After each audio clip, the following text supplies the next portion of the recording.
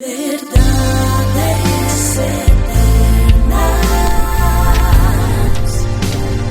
con Roberto Canción.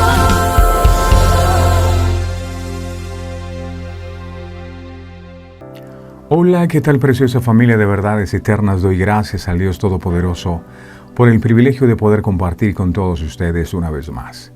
Hay una palabra en el libro de Juan, en el capítulo 1, en el verso 1, que enseña: en el principio era el Verbo, y el Verbo era con Dios, y el Verbo era Dios. Verbo es el término griego logos, una palabra que puede referirse tanto a algo dicho como al pensamiento o al razonamiento. El apóstol Juan, al referirse a Jesús como verbo, está dejando claro que el verbo o la palabra es el pensamiento, la mente o el razonamiento de Dios. Es evidente que el apóstol Juan desea llevar la mente de sus lectores a la primera declaración que encontramos en toda la Biblia, en el libro de Génesis capítulo 1, en el verso 1. Allí dice: en el principio creó Dios los cielos y la tierra, y todo eso fue creado por medio de su palabra, porque la palabra de Dios tiene poder creativo. Dice David en el Salmo 33:6 que por la palabra de Jehová fueron hechos los cielos y todo el ejército de ellos por el aliento de su boca. Y en Hebreos 4:12 dice que la palabra de Dios es viva y es eficaz. Por supuesto, si el mundo existe por la palabra de Dios, entonces la creación no es otra cosa que una revelación de Dios. A los judíos se les enseñaba desde niños que la creación era una especie de libro en el cual podemos leer muchas cosas acerca de la gloria de Dios y el poder de Dios.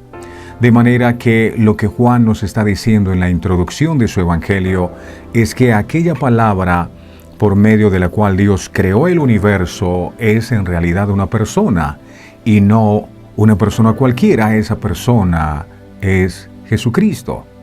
Ese verbo que en el principio estaba con Dios, en perfecta comunión con Él, ese verbo era Dios, el misterio de la Trinidad, un Dios en tres personas: Dios Padre, Dios Hijo, Dios Espíritu Santo.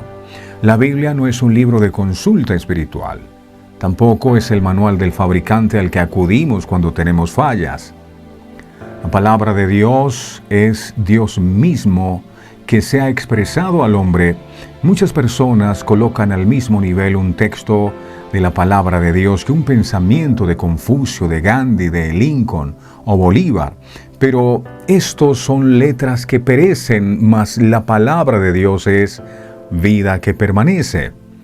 Cuando todo vino a la existencia, el verbo, la palabra, ya estaba allí, en perfecta comunión con su Padre, actuando como el agente todopoderoso por medio del cual todas las cosas vinieron a ser, y fue esa palabra o verbo el que se hizo carne.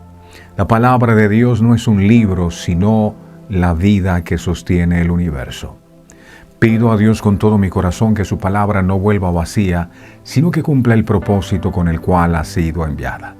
Les recuerdo, mis amados, que si desean conocer más acerca de nuestro ministerio, pueden visitar nuestro sitio web www.verdadeseternas.co. El Señor me los bendiga grande, rica y abundantemente.